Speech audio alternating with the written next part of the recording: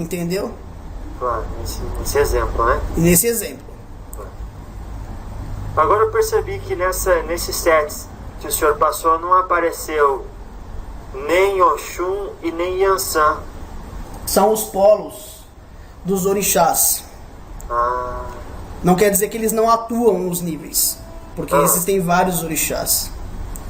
Então eu citei apenas os principais tronos que existem. Claro. Mas existem muitos mais. Dentro dos próprios tronos existem as subdivisões. E é muita coisa para te falar assim de uma hora para outra, né, moço? Claro. Então, quando o senhor ficou sabendo que eu gostaria de falar com o senhor, qual que é a primeira coisa que veio na sua cabeça? A primeira coisa para mostrar para você era essa parte do equilíbrio. Dessa escada que sobe e desce. E que a qualquer momento você pode subir ou você pode descer. Entendi. Então, esse foi o principal objetivo de falar com você. Olha. Então quando alguém desce e aí ele perde aquela vibração que permitia estar naquele reinado e fica numa vibração similar a de um Exu que vai, por exemplo, chicotear ele? Não chicotear, né? Porque assim a gente está colocando o Exu como um grande vilão, né, moço? E nem sempre é dessa forma. Tá. Né?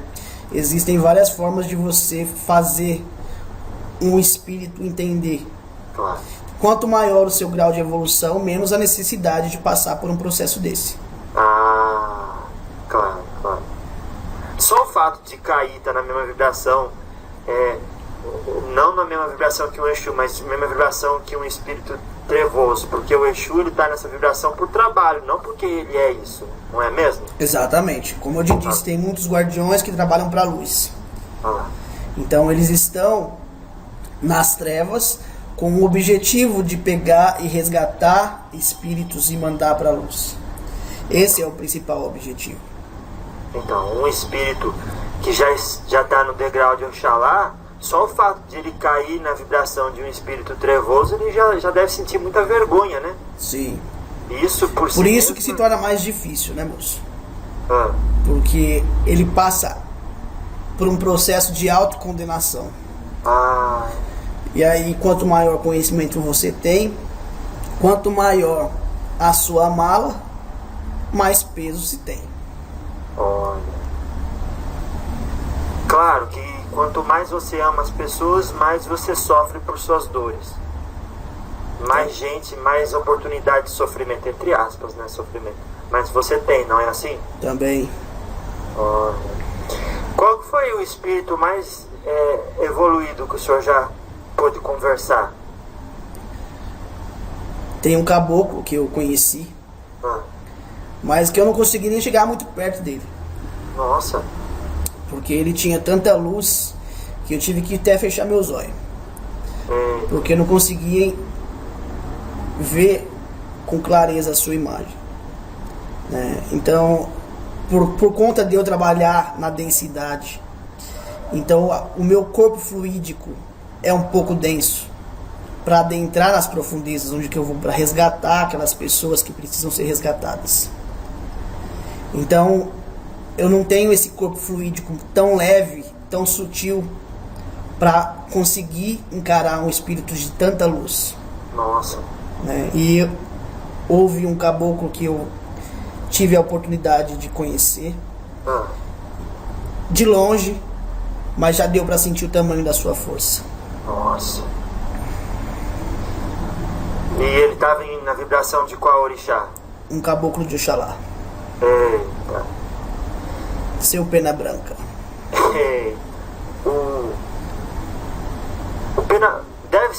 O Pena Branca não é o mais evoluído dos caboclos, é? Não tem isso, É tem? que é uma egrégora, né, moço?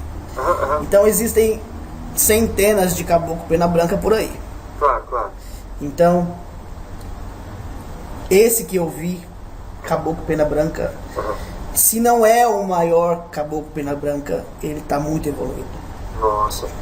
Agora, me explica isso, vamos aproveitar que estamos nesse assunto. Partindo ali de Ogum até Oxalá, o caboclo Pena Branca, a sua falange, então tem caboclo faixa branca de todos das 7 linhas? Eles trabalham dentro das outras linhas, mas eles têm a raiz lá em Oxalá. Porque eles são mediadores dessa força crística, dessa força de luz de Oxalá para as outras vibrações. Entendi. E pode alguém, por exemplo, ter Oxalá como orixá regente da sua coroa? Sim. Pode? Pode. Por exemplo, ter o Oxalá e Iemanjá, por exemplo? Sim. Isso é possível? Sim. Entendi. Agora, onde entra o Exu Mirim nessa história? O Exu Mirim trabalha na minha linha. Então o senhor conhece bem. Por que Exu Mirim trabalha na minha linha? Porque eu trabalho ligado com a linha das mulheres. Porque eu não padeci por conta de uma mulher que me conheceu e me mostrou o mundo da feitiçaria. Sim. Então eu trabalho com poder feminino. E eu trabalho com 7 pombogiras junto comigo. Olha.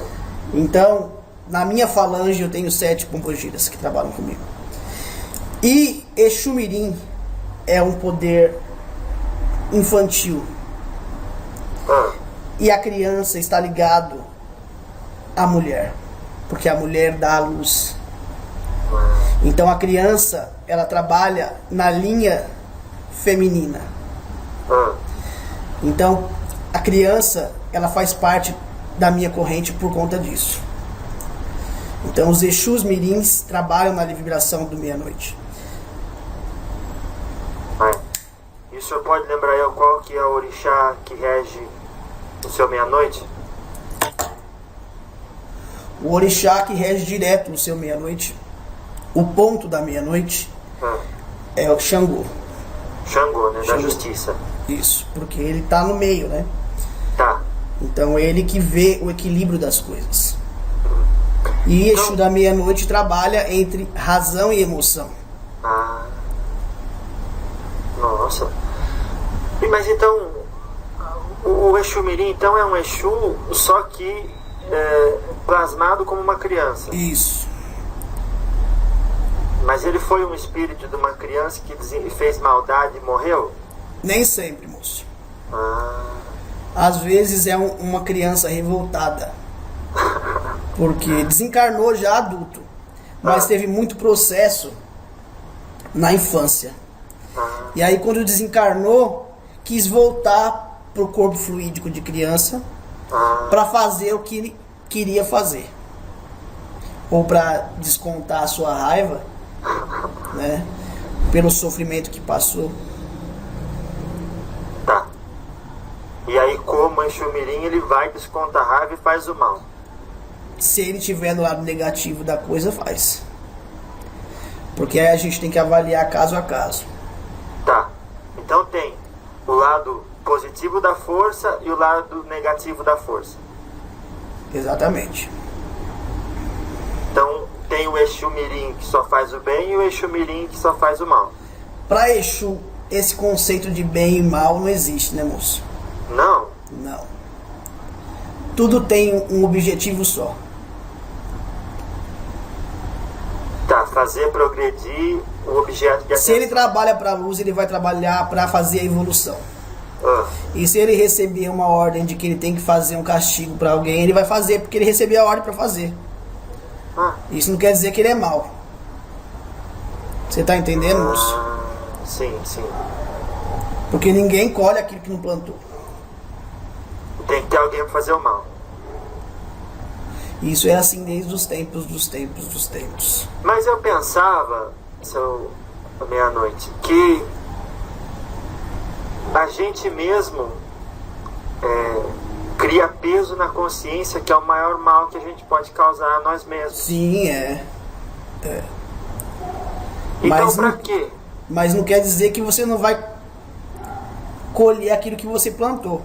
Porque uma coisa é você se arrepender de uma coisa que você fez. Mas a semente já foi plantada. Quem é que vai colher a sua sujeira? Não é verdade? É verdade. É o seu vizinho que vai colher? Não dá certo. Né? Então você tem que aprender a tirar a sua sujeira que você colocou no mundo. Aham. É assim que funciona.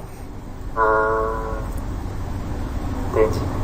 Então, quando o Exu Mirim faz mal para uma pessoa, ele só faz com ordem de um superior. Se ele for da luz, sim.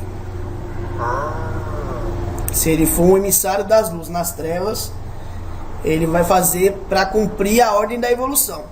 Tá. Entendi. Mas não é o mal, é cumprir a lei. Se ele trabalhar para a luz, ele tem que cumprir a lei. Como os outros Exus também.